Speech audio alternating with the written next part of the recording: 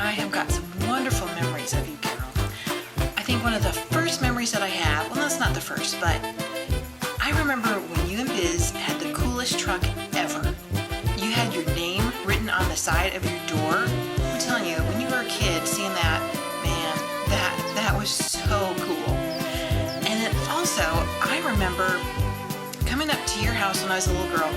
I think every Christmas we came up to your house, and it seemed like all the family would gather up there, and there would be so much food, and people would be just everywhere. In fact, there were so many people that there weren't enough chairs. And I remember one year in particular, there was quite a rousing game of musical chairs, so to speak. I think it was Uncle Alan. I think he was the one who went over to the neighbor's house and got one of your neighbors to call and ask for Biz on the telephone. So Biz got up out of his chair, and as soon as he did, he got up to answer the phone. Alan went and took his chair, and to me that was the funniest thing. I'll never forget it. And I also remember when I was getting married in Louisiana, and Brenda and Beth were going to be in my wedding. They were, of course, living in Washington, and I chose this pattern for them to make their bridesmaids' dresses. And it was a beautiful dress. Of course, neither one of them really liked to sew. I was in Louisiana, my mom was in Louisiana, so you were the one who made their bridesmaids' dresses for my wedding. And that was a wonderful gesture, and I'll never forget it. And also, when John and I came up for our wedding reception, we had a wedding reception at the community hall. That was the first time John had met almost everybody in the family, including you, and you were so kind to teach him the polka. And he's never forgotten it. I'm not sure his feet have ever been the same since, but it was a wonderful thing, and I'll never forget that.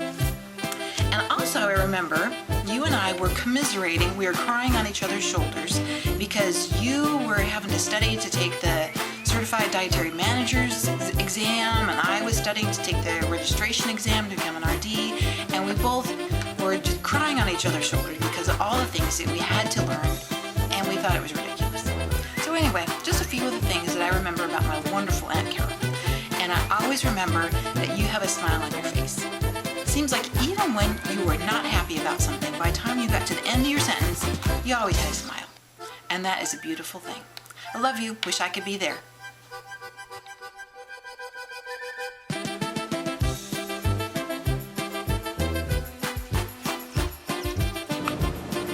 Hey, Aunt Carol. My dad tells stories of when you were young and your family was young, and Grandma being sick and really being a tough time, and how you, at age 12, really stepped in and took care of things.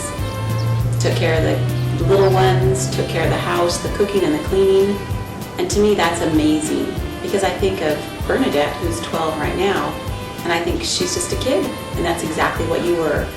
But she really took on a lot of responsibility and held things together. I have a lot of good memories of you from my own childhood. In particular, I remember your house and your kitchen.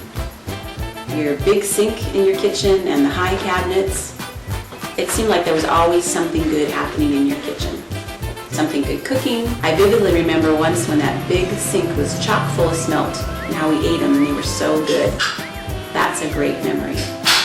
You always welcomed everyone, no questions asked. And today you still are there with a great big hug and a hi, sweetheart. Now that I'm a mom, all those things come full circle to me. I look back at your life and it wasn't without challenges or hardships, and how you really overcame those things. You always worked hard, you were resourceful, and you raised 5 confident, strong women. To me, that really hits home.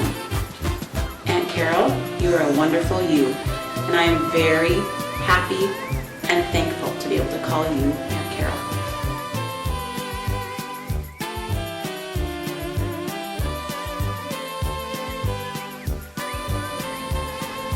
Dear, dear Aunt Carol, I have 3 distinct memories of you from when I was a little girl.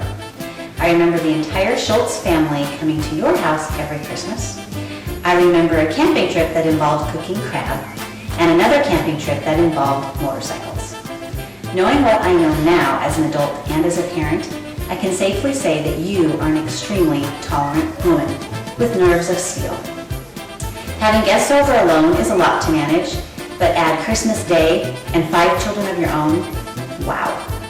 And anyone in my immediate family would know what I think about camping. I'm not much of a camping gal, much less cooking crab for a crowd over an open fire. And motorcycles plus children and camping? That is tolerance at its best. Aunt Carol, you are